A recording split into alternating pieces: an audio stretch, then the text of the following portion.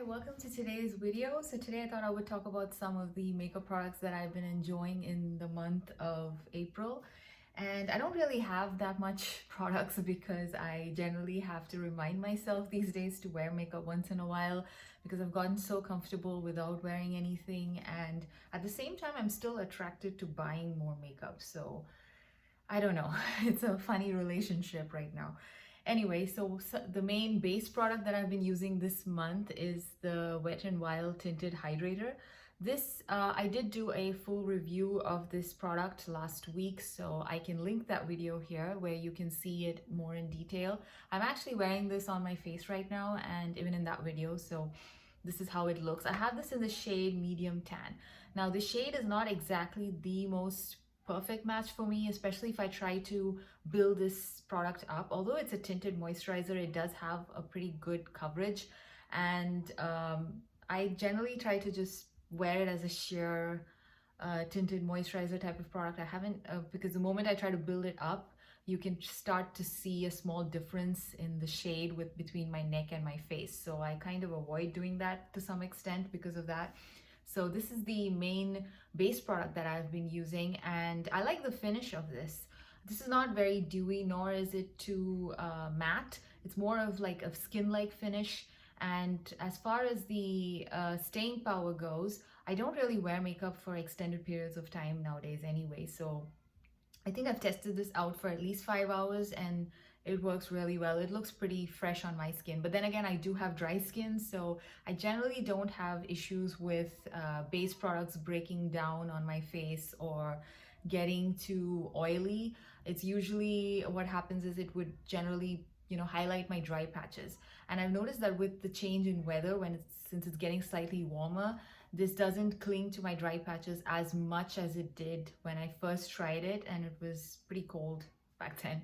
So that way, this has actually been slowly growing on me. So I've been enjoying this as my main base product.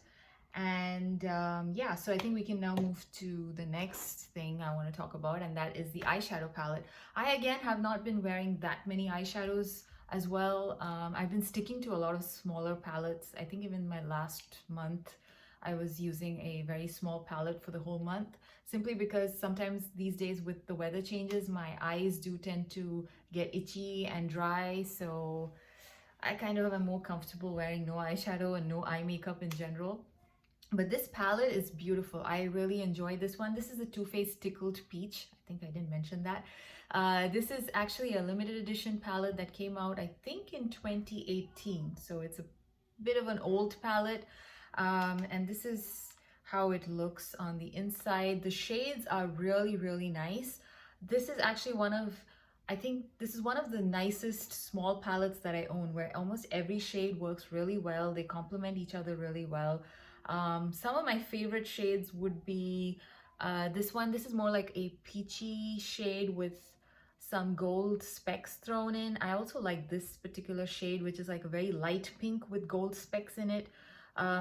This shade here and this shade here, these two shades, I do find that my Vizia Tryst palette has very similar shades as well. At least these two shades remind me of two shades from that palette. So in case you are very keen to try these kind of shades, but of course this palette is not available anymore, I highly suggest looking at the Vizia Tryst palette, because I mean, generally that palette too, the main scheme of things is your pinky purpley kind of shades, and I do believe they do have the brown as well. I'm not so sure actually. I have kept my eyeshadow palette somewhere else, so I can't go and get it right now, but I believe there are very similar shades in those two palettes. And also in some of the other Too Faced palettes, I'm pretty sure you will find maybe not exact dupes of these, but very similar shades, which might eventually look pretty similar on the eye. So yeah, this was one of those palettes which I wish they wouldn't have discontinued it, because it's a very well thought out palette. The eyeshadow formula is perfect. I am actually generally a big fan of Too Faced eyeshadow palettes. I know a lot of people don't like them, but for me they work really well. I love the mattes. I even love most of the shimmers. I haven't come across any dud mattes in any of my Too Faced palettes so far. So yeah, in general, I've been very happy with Too Faced eyeshadow palettes. So now what do we talk about?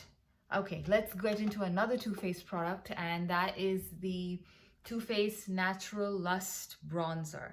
I love the packaging of this. I basically bought this because of how beautiful the packaging is. And this one, I don't remember when it came out, at least 2 years ago. So this is what the bronzer looks like. It's got a very beautiful peacock in it, and also the same floral scheme of things going on here, and it's the same thing inside. And for the longest time I was basically trying not to ruin the embossing on this, but I mostly focus my brush here where that Too Faced is written. But yeah, I think recently I did go on and ruin that little flower there. Yeah, well, it has to happen at some point. Anyway, I really like this bronzer. This is a very nice bronzer. It's got a satin finish, and it's very easy to build it up as well. So I like bronzers which are not, like super pigmented. I like to build up my bronzers because I mostly wear bronzer around here. I don't really contour, and I don't really apply it on my forehead. It's mostly near my cheekbones out here. So I like to have bronzers which I can slowly build up and blend it a little bit with my blush as well. So that's what I usually look for in a bronzer, and this particular bronzer is beautiful. I like the tone of it. It's not too warm, it's not too cool, so it kind of works well for me.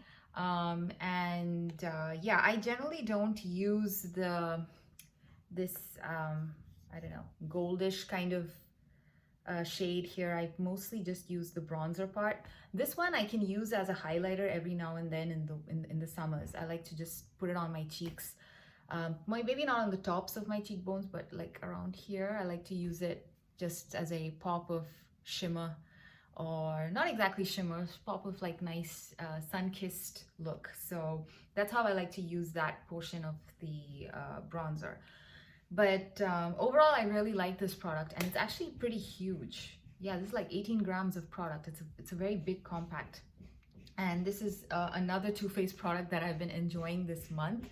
And yeah, if you have this in your collection, I highly recommend that you take this out and play with it a bit, because I mean, it was fun to use this again after a while. So next, let's talk about, what do we talk about? Blushes. Now, usually I'm a blush junkie. I have a lot of blushes in my collection, and I generally try so hard to use the stuff that I already have before going and buying more blushes. Unfortunately, this month I did pick up 2 more new blushes, which I will show you in a haul probably next week. So yeah, so at the same time, I'm like trying to use all the blushes that I own. The blush that I'm wearing right now today is from Laura Geller, and that's the Baked Blush and Brighten in the shade Golden Apricot. Now, I absolutely love Laura Geller's baked blushes. They are amazing. The formula, I think they're all made in Italy. Yeah, this is also made in Italy. And I mean, for me, baked blushes, they generally make me happy. I love to see these little swirls of different shades, and something about them just make me happy versus just a normal blush. I don't know, maybe I'm a little weird, but I do like that about baked blushes in general. And this one, Golden Apricot, is a very nice burnt peachy kind of, I don't know if you can see it on my cheeks. It's a beautiful blush. It's perfect for spring summer in my opinion, and I'm glad I took this out to use this month because it's just perfect. This particular blush, if I remember correctly, I think I picked it up at TJ Maxx or Marshalls, so I got it at a pretty decent price. And usually her blushes, her baked blushes, I think are around the $30 range for this size. So I would highly suggest that you keep a lookout for her products at TJ Maxx or Marshalls, because they generally, these kind of baked products especially, they are much cheaper, and most of them, they do last a long time, the expiration, so you don't have to worry too much about whether the product is expired. At least that's my opinion on powder products, especially baked powder products. So that is the one of my favorites that I've been using this month. The other 2 blushes are these guys. Okay, let's start with this one. This is the Anasui Black Powder Blush in the shade 401. I love the packaging of Anasui products in general. However, sometimes I feel the packaging doesn't reflect the price in terms of the materials used. This is a plastic compact. I mean, it looks pretty. I like the design, but it's, you know, it's not weighted enough to warrant the high price tag. That's basically my opinion. Anyway, this particular blush, I love the shade, I love the formula. This is one of my favorite blushes, actually. This is a matte formula, and it blends beautifully. It looks gorgeous on my face, on my skin tone, not my face, my skin tone. And it has a slight rose scent. Now that doesn't bother me too much because the moment I wear it, it kind of disappears after a point, so it's okay. But yeah, I mean, just a word of caution if you really avoid any products with a scent. Most of Anna Sui's products actually do have a rose scent to them, and this one is no exception. This particular one, I think I picked it up at Beauty Bay, and I picked it up sometime last year. So it's a relatively new blush in my collection, and I haven't really gotten a chance to use it much, which is basically why I pulled it out to use this month.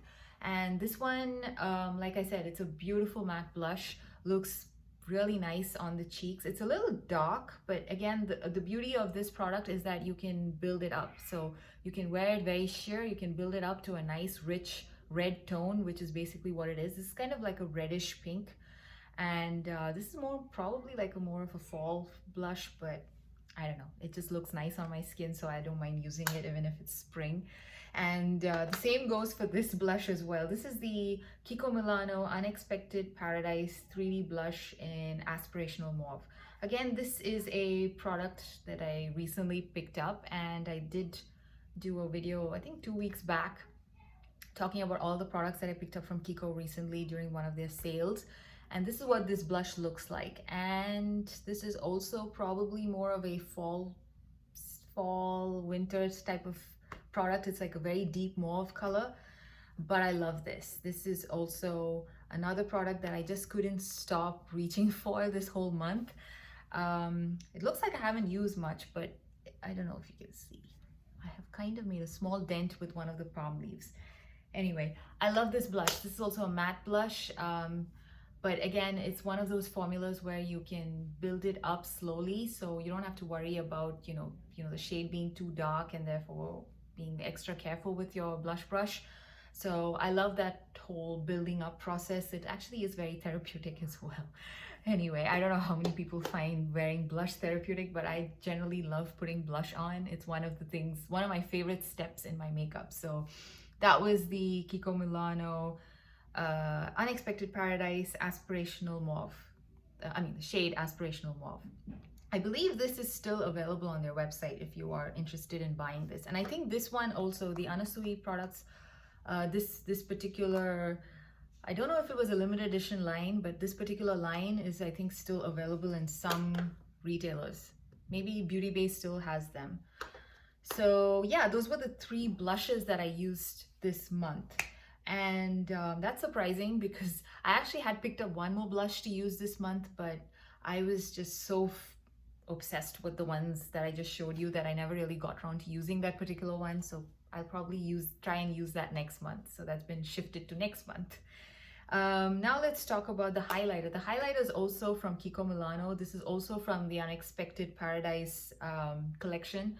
Again, I picked this up very cheap during their sale, maybe like $6 or something. And this is also still available on their website in case you are looking, in case this is of interest to you.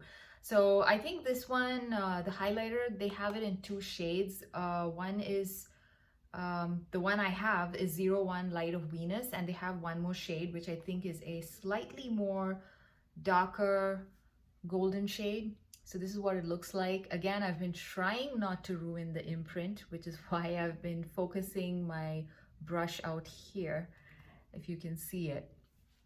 So this particular highlighter, it is again something that I'm wearing today. I don't know if you can see. This one, again, I love I love highlighters which literally melt into your skin and they don't stand out as glittery chunks. And this one fits the bill. It doesn't stand out at all. It's very smooth. It's very blendable and buildable as well. So you can keep building it up if you want a very intense highlight. And you can also tone it down if you are more into, you know, slightly more toned down glow kind of a thing. So this works for both, you know, types of use that most people would go for when they go for a highlighter. And overall, like I said, this one has a slight coconutty scent. So again, fragrance. Oh yeah, this one also, the blush also has a coconutty scent. But other than that, I think again, it's a very, very mild scent. Once you put it on your face, you don't really smell it, so that's okay with me.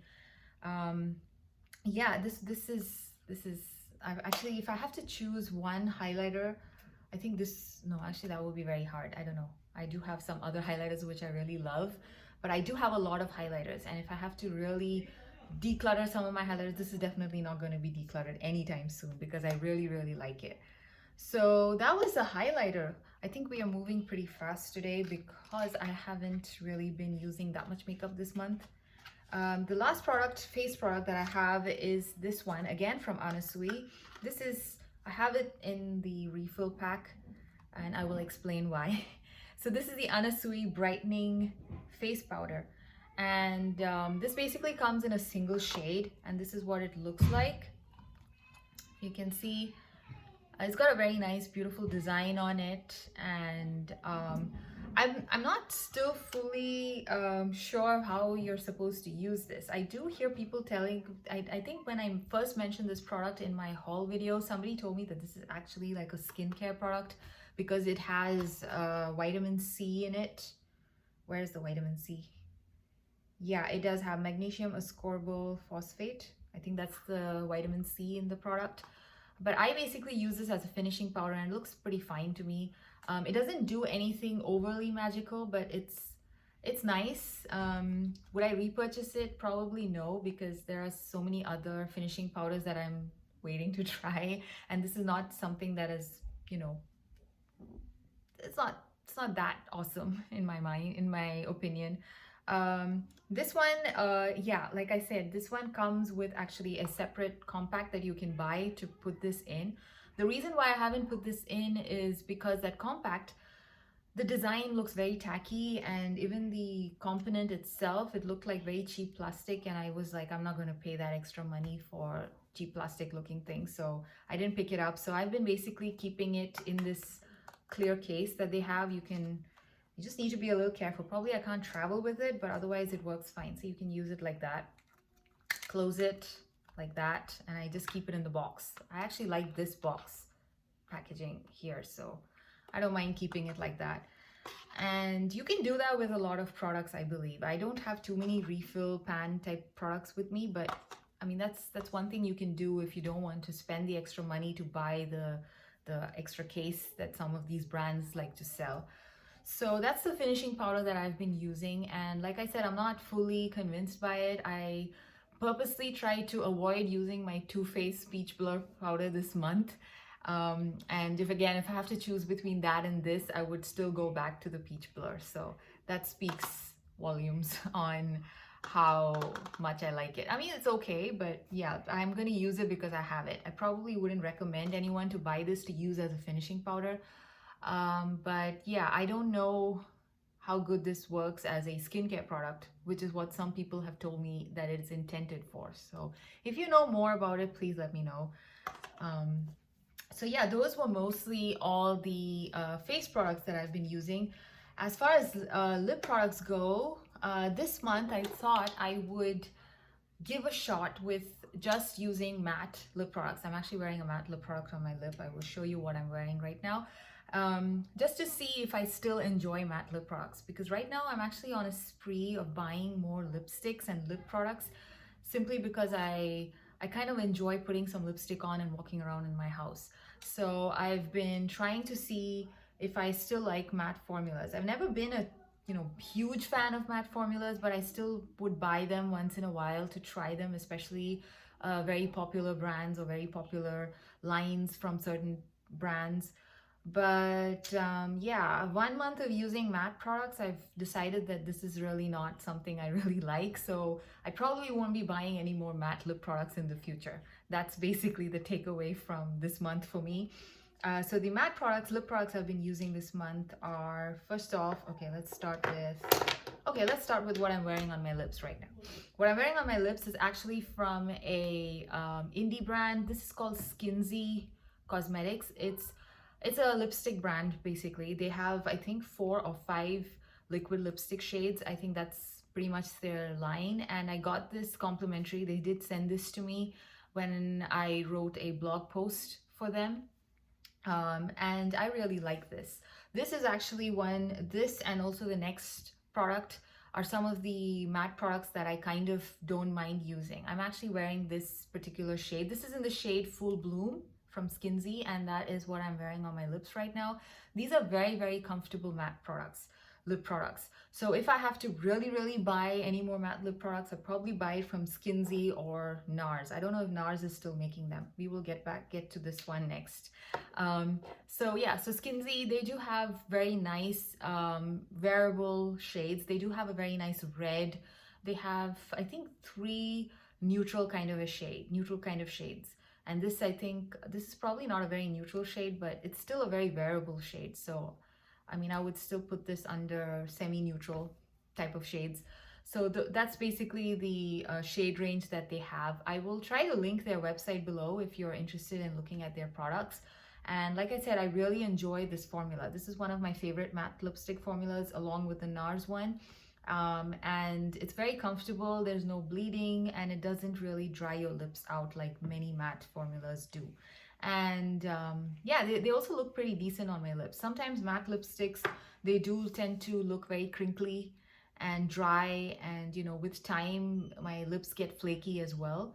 So that doesn't happen with the Skinsy ones. So do check Skinsy out if you are looking for a matte product.